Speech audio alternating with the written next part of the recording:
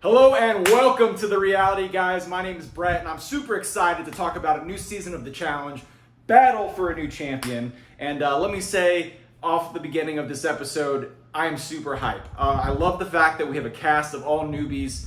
They're not quite fresh meat, but they're all people that have been on the challenge before. And I know a lot of people might be mad that there's no vets on the cast, at least in the normal sense. I actually welcome the fact that there's no vets. I get really annoyed when they kind of steamroll the whole season, especially every season. So I definitely like the concept that we're getting new people or more fresh blood. The only thing I wish they did have was they opened it up for rookies and not just people that have been on the show before. Maybe somewhere in the future after season 40, that opportunity will exist again. I'm speaking as someone who's been wanting to be on the challenge for a very long time. Would love to have a way just to go straight in. I know they don't do the real world anymore, but maybe you got one of these other shows, that's always an avenue. But a Fresh Meat 3 would be much welcome.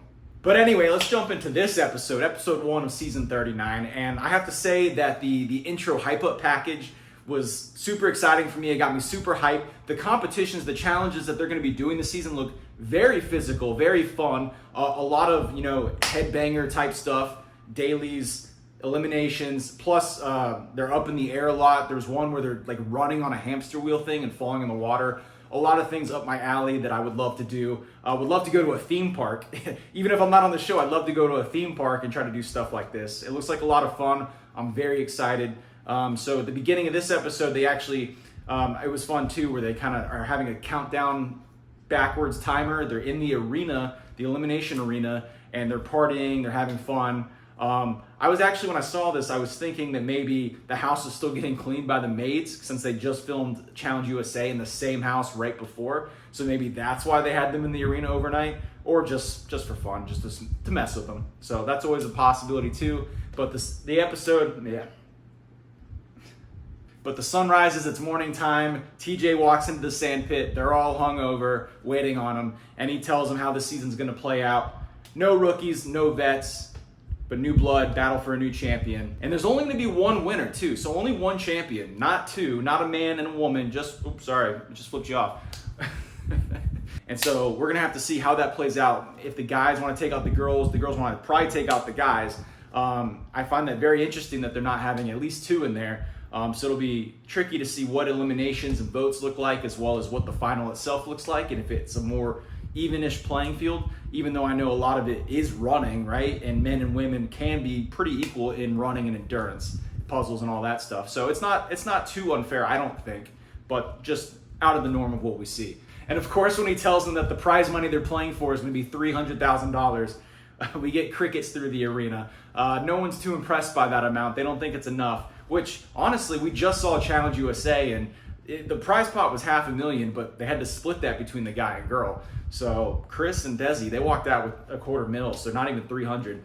And at least with this season, we do learn there will be the opportunity to earn more money, so that's always a plus. Everyone got excited about that. More money is good. The economy's in the toilet right now. Inflation's on the rise. We need the cheddar. And so TJ also tells us this is going to be an ever-evolving game of strengths, smarts, and social skills, and you have to learn to adapt to anything. And adapt to anything means that you're going to have to go through 3 different stages in order to even make it to the final. First is control, then we have chaos, followed up by conquest. And so it looks like the beginning of this game is going to play off in control. So I think based off the ending of the episode, it's going to be a team dynamic the whole way through. They're basically going to have opportunities to earn money. And then they're going to have the same type of elimination they had on this episode. And we're going to see which players, which genders, which whoever takes control of the game and starts forming bonds and relationships with people and starts putting money in that prize pot. And then we see there's actually a countdown timer. So at some point when that countdown hits 0, it's going to be chaos. And I think with chaos, we're going to see the vets. That's when the vets come in and do, my guess is an elimination. But it's going to be strategic because I think that they're going to have to pick someone to go in elimination against the vet. However, they'll want to put a strong person in elimination purely because I think that person will have to defend the money. So if they lose elimination, not only are they out of the show, but the squad loses money. I think that might come into play to help make them decide who's going to go in a fight to keep the money that they earned. And then stage 3, conquest, they're going to be fighting basically to earn more money and adding more money to the pot. Other than that, I don't really know how the game would be different than Control at that point, but we'll see how that plays out. And so here we are, the very first daily challenge of the game, the team game, hole control. This thing looks like an absolute blast, a very fun, a very difficult challenge to do. We see all the players running downhill into a mud pit, and then they have to find their way they have to climb out of a hole, which actually looked difficult because obviously they're standing in muddy water, so it's going to make it harder to run up the wall. Like Ninja Warrior. That's what my first thought would have been, but it looks like that'll be hard. They will have to work as a team to stack themselves, which is what they do. Also, at the top of the wall, it looked like there was like the lip was kind of far from the actual edge, so they got to work their way around the top and grab the edge. So it was really fun to watch how they strategized. Obviously, the guys were stacking themselves, helping the girls get out, pulling the poles up. And the only thing I thought could have been a potential strategy here was to use the poles as a ladder and somehow like layer them like this, and then make like steps or something along those lines to climb up. Just a thought, maybe would have given that a shot. But anyway, the guys, they do make it out of the hole. We see Jay and Kieran, they're kind of in charge of this effort, this initiative. They're lighter guys, but they have good upper body strength, rock climbing type. Kieran's in the military, so he's done stuff like this in the past. And the guys, they end up being able to just muscle and pull their way out of the hole. They get it done. However, the girls, they drop the ball on the puzzle. The puzzle did look pretty difficult. They did look like they were pretty close. I think the one thing they probably could have done better is if they put the poles on the ground and try to do the puzzle that way, so they could have two people lifting one and just moving them in and out before trying to lift them up and stack them into the slot. But anyways, 10 minutes, not a lot of time, and they don't get it done. So no money, they're out $50K. They're still at that $300K prize pot that they were hoo-haing at. And then that brings us into the house. So now it's time to go run into the house. Everyone's excited to find a room, including Berna, until she finds out that she doesn't get a room with Michelle, her BFF, and she gets stuck crying, throwing a pity party, and then everyone else is getting mad at her. She's mad at everyone else. Huey's trying to help Berna. We even see Colleen trying to help Berna later on, but she just seems like a very hard-headed woman, hard to get things through to, and she's just kind of hurting her own game here. But we'll see how that plays out later, if it hurts her or whatever in future episodes.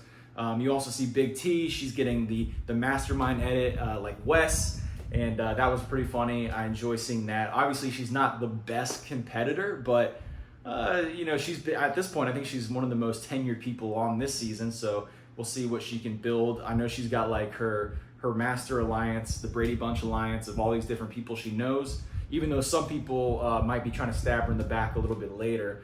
We'll see how this plays out for her in future episodes to come. And honestly, we also get some content from Michelle and Callum. Not too much to say here. My mom always said, if you don't have anything nice to say, don't say it at all. And I don't have too many nice things to say about Callum. Scumbag cheater. We see some other people break off into rooms, strategizing, trying to figure out who they want to take out. The boys, obviously, they're blaming the girls. They want to take out a girl. Corey, he wants to take out Big T. So we got the Strong Girl Alliance from Ride or Dies. They're getting mad at Jess because apparently Jess said she wants to go against the Strong Girls. So we're trying to see a clash of who wants to take control of the game and who's going to vote out who, or who's going to vote who into the thing. And then we get to deliberation. And there's a few names that get thrown out. I think Big T was one of them. Berna may be one of them. Girls want to go after a guy, yada, yada, yada. But Jess, Miss Tattoo Jess, she looks pretty good besides the terrible tattoo she's got all over. But she just digs herself a hole, man. I don't know what she was thinking. She's like starts running her mouth about not wanting the money or giving it to her mom, giving it to charity, saying she's a weakling, she's not good, she's just gonna help someone else win. I mean, I can kind of see where she was coming from to lower her threat level, but obviously based off everyone's confessionals, she shat the bed here, and people are gonna clearly throw her in because that's what they do.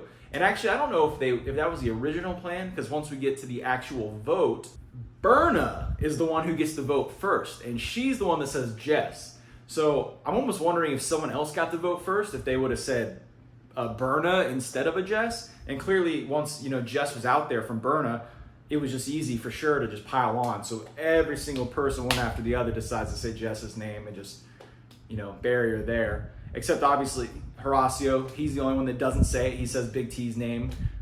He's not a sheep. He's doing whatever he's doing. But even Jess said her own name. So, I mean, I get where you're coming from, dude. But, I mean, I would have just said her name too. Like, why not? And so everybody's picking on Jess. Jess is going in. And I do like, however, the person that's getting sent in by the group, they get to call out who they want to go against. So that's what I love about that. I'm super excited that no one's safe. Jess can pick any person she wants to go against. So if your name ever gets said, not only do you have safety and you get to compete, but you get to pick who you compete against. So that'll make you watch out who you vote in, because you never know if they're going to come for you and pull you in with them. And so Jess, obviously, she thinks Big T, that's another name floating around. Big T's not the best competitor from what we've seen, so she calls her out, and they get to play a game called Fallout. This one, I think, probably would have been more fun if it had guys in it or something. I just feel like Big T dominated it too easily. They had to just grab tiles and throw them out of the middle, and then they pulled a rope and then got a hammer and smashed the glass, and it was over. So I was actually playing this one back and forth because I wasn't sure if there was one hammer or two hammers. I think I realized there was two, because I was thinking maybe the point of this game was to make them do a tug of war after they got the tiles out of the cage. And then maybe if we got that tug of war to see who gets the hammer first, it would have been more fun. But overall, the elimination, Big T wins, Jess gets taken out. Hopefully the eliminations, and I assume they will be better than this one in the future. But it is what it is. And there you have it. That's the end of the first episode of the challenge. I'm super excited to watch next episode and do a review, get that one out a little bit sooner than this one. And hopefully you can like, comment, subscribe this video. You'll come back, chat with me. If anyone wants to chat with me about the challenge on a recording and do that with us, we're always welcome to talk to new people at The Reality Guys. That's how I got started. So yeah, hopefully we'll check you out next week. And thanks for watching.